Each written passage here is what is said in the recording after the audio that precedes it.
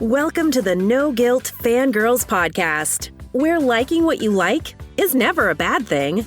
Here's your host and head fangirl in charge, Patty Holiday.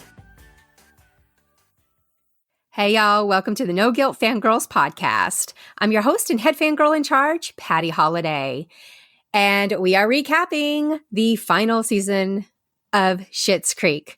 This is season 6, and it is such a bittersweet season in hashtag all the ways, right?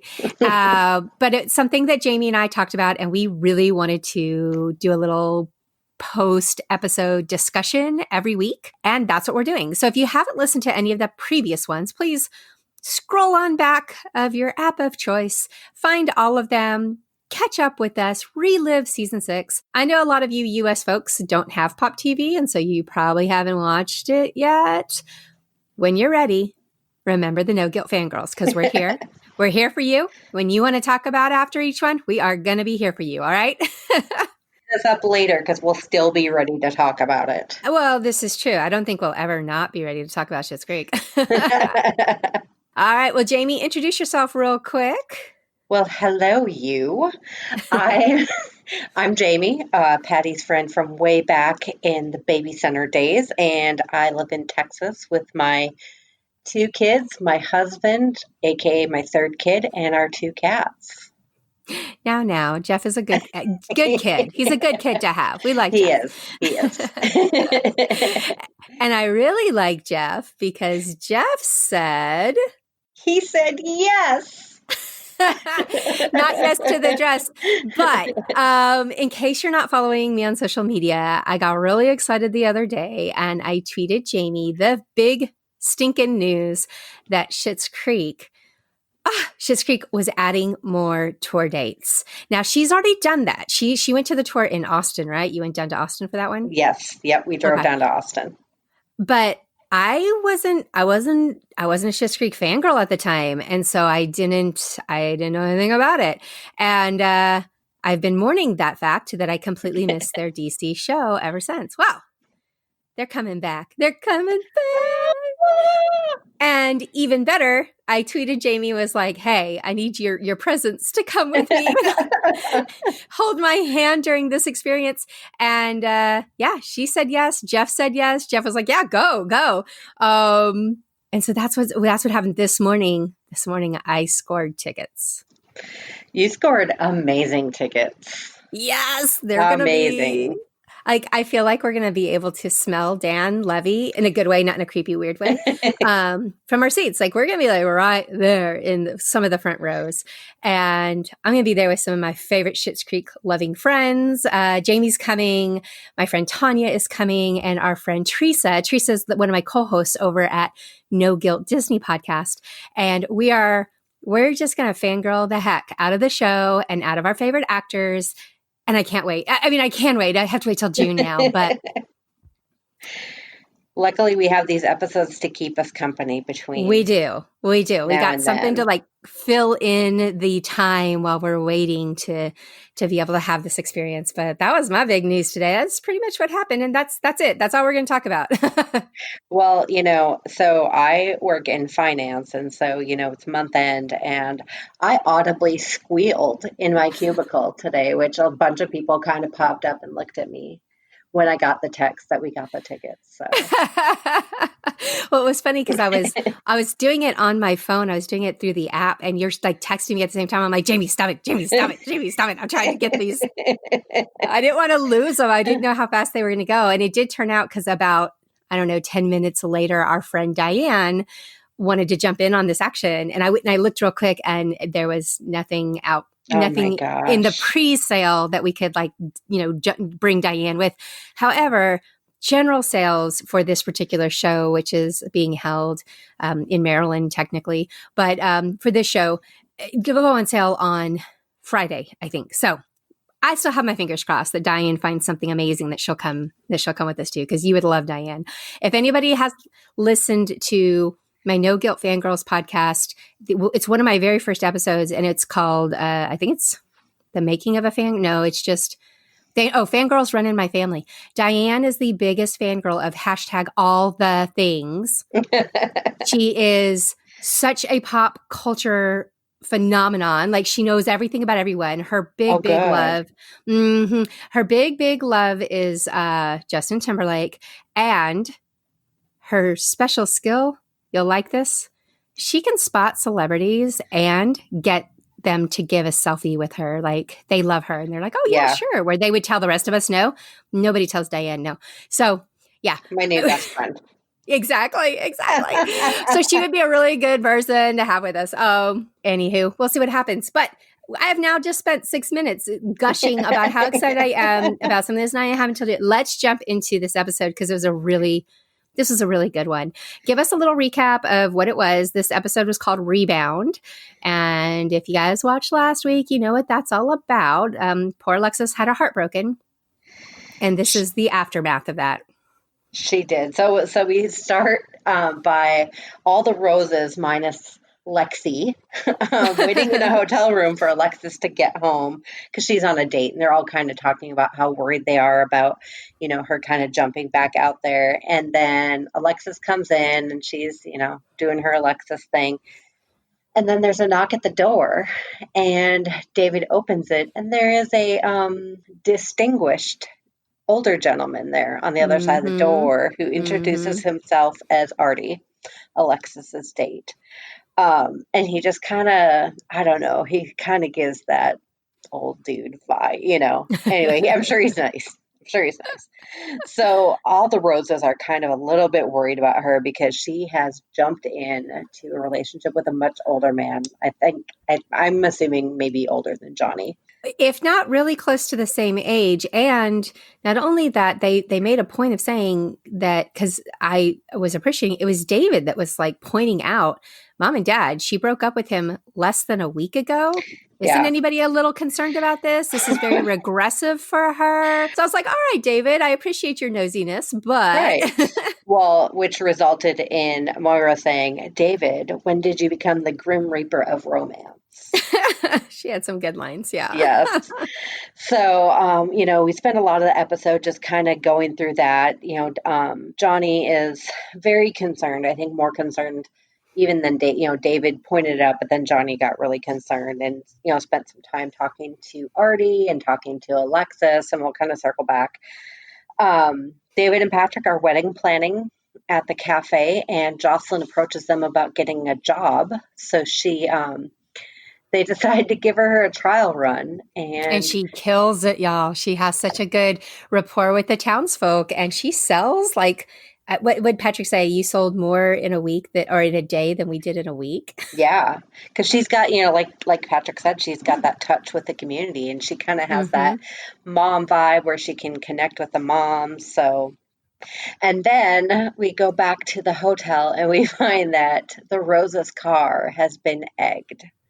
So Moira flags down Stevie, and they go to the town council, and they find out that Moira has done one of those 8 questions about me in People magazine, and basically dogs on the town.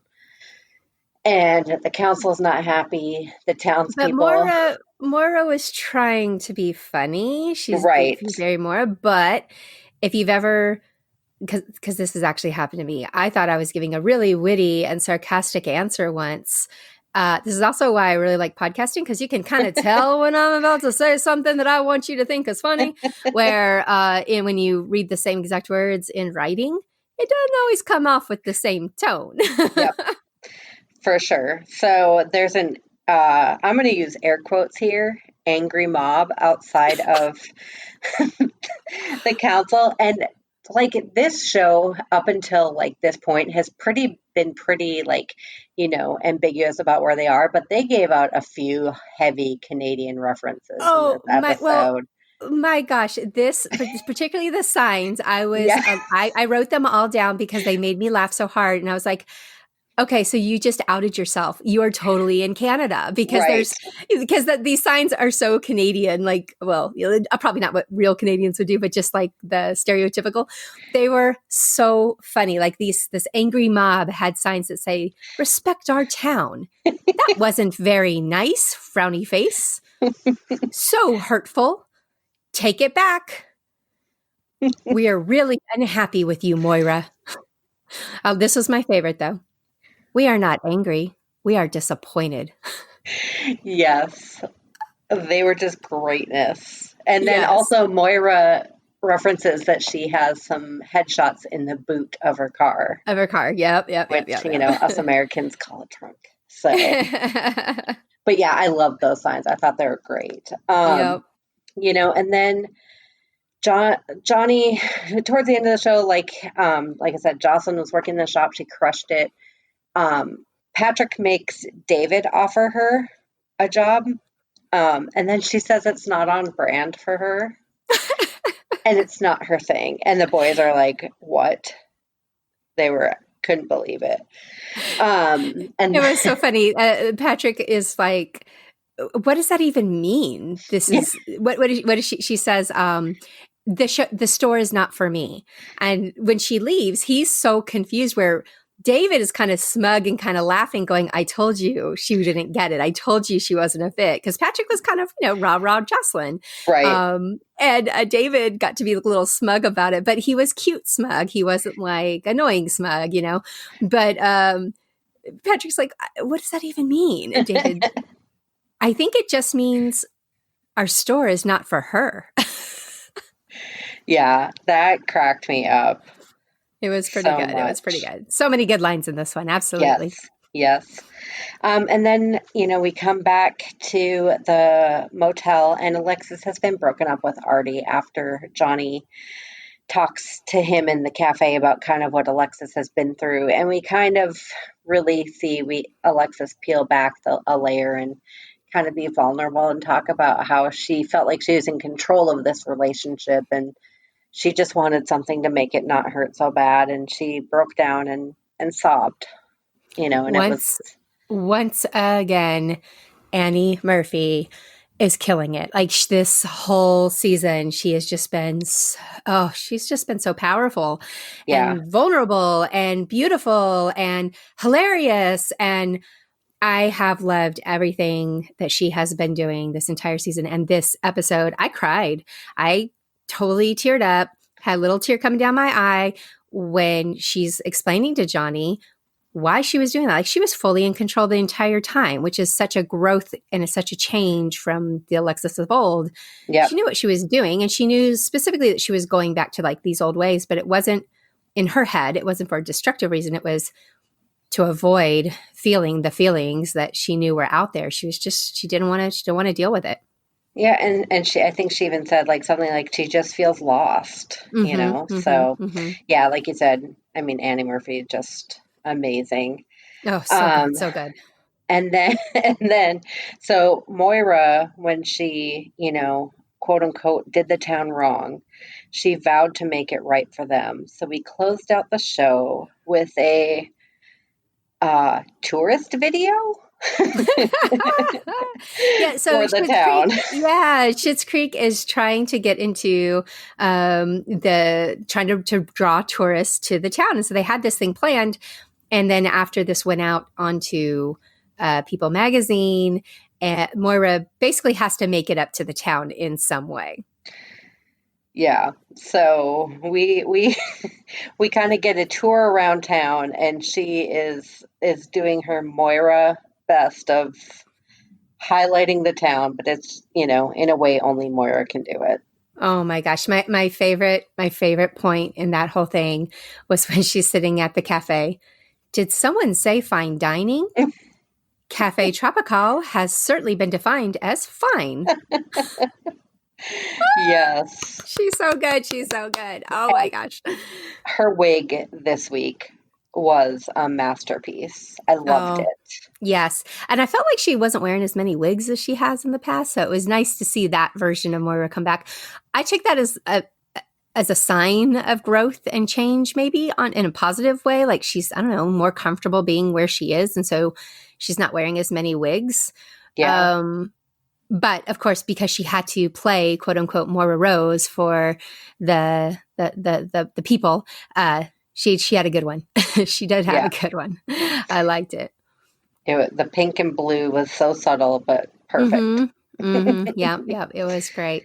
All right, well, this episode was, I think, just the perfect balance of funny, but also very sweet and very meaningful. They definitely didn't just like move Alexis on, but that's what they were trying to make us think at first. But look how smart they are. They weren't, they knew all along that was not going to fly. And we had a little bit of deep moment there. We got a lot of the townsfolk, which was great. Yep. Because we haven't seen a whole lot of them lately. So that was nice to be able to have I think we saw everyone except for Ray and Bob, right? Yes. And Bob had to go home early because he was so upset about Moira's interview. Oh, Bob. Yeah. So, and next week we got a little teaser. So this is where, poor Alexis. I just can't wait to see what Annie Murphy does next week. I cannot wait. We got a little teaser for next week where it's definitely the natural Alexis. I think they even say something like, "Oh, you look so natural, Alexis." Yes. Which, probably to Alexis, that's a total insult. I don't know, but it's she looks like she's having some feelings and she's down a bit. So we'll have to see what happens there and hope that we get some turnaround. And oh my gosh, I think we have 3 episodes left, isn't that right? Yeah, I think you're right. Weep. Yeah, I do have to say, kind of what you were talking about before. Like, one thing that to me that sets this show apart from a lot of other sitcoms or whatever is, on like sitcoms, we have the line or whatever, the funny, sad or whatever, but then the next week, if it's too sad or too feelings, we move on and we don't really talk about it anymore. Mm-hmm. And I like the fact that, they're letting us into kind of what's continuing to happen with Alexis. Yeah, with Lexi. Artie, the boyfriend that she dates for a brief, hot minute or whatever, he insists on calling her Lexi. So David, when he introduces himself, he's like, "Oh, well, I am he said, "I'm Lexi's brother, David, but you can call me Davy." And he's like, I laughed so hard when I saw that. I was like, he's having fun with this, isn't he? And once again, Dan Levy with the master class and like the subtle facial expressions. Mm-hmm. It was all over the place. It was good. Mm-hmm, it was good. Mm-hmm. But I got to say, the most touching part of all of this was definitely how both David and Johnny, stepped in. David just a little bit, and then he went off and did his own thing. But I loved the moments between Johnny and Alexis there at the end. When he was talking, he was like, "I know I wasn't always there for you. And I guess maybe I'm trying to make up for that now," and it was a good father-daughter moment. It really was. It was beautiful to see how they're just kind of moving along. Do you have any favorite quotes or a favorite moment that you want to talk about before we close out? Just when Moira finds out that her car has been, egged, really. But she comes out and says, "A flock of poultry delivered its ovum mid-flight." I want to know who wrote that line. It's amazing. We had to listen to it like 3 times. It is so completely Moira. It's perfect. What about you? I also, it was another Moira line. I told you she had so many good ones. I really loved, "If heaven had a creek, it would be this one." She's wrapping up the end of her promo, her PSA that she's doing for the town. And that's how she closes out. "If heaven had a creek, it would be this one." Yeah. And it's funny that she never says the name of the town. Mm-mm. Never does. All right. Well, we will definitely, of course, be back next week to talk some more of our favorite show, talk all about Schitt's Creek. And we're going to have to start taking stock of our feelings because we're getting close to the end here. Yes, I'm not ready. I mean, there's always reruns. And I think both of us have probably watched this series. I'm probably on my fifth time around. You've probably watched it a lot more than that because you started before me. Yeah. But it's been I have gone from start to finish at least 5 times. And I only started watching the show in June or July of last year. It's crazy. But obsessed. I'm obsessed with this. Just like Dan does. Just like Dan says. If you're obsessed with Schitt's Creek like we are, then definitely come back next week. Listen to all those past episodes. And thanks for fangirling with us. We'll see you again real soon. Thanks, Jamie. Bye. Thank you.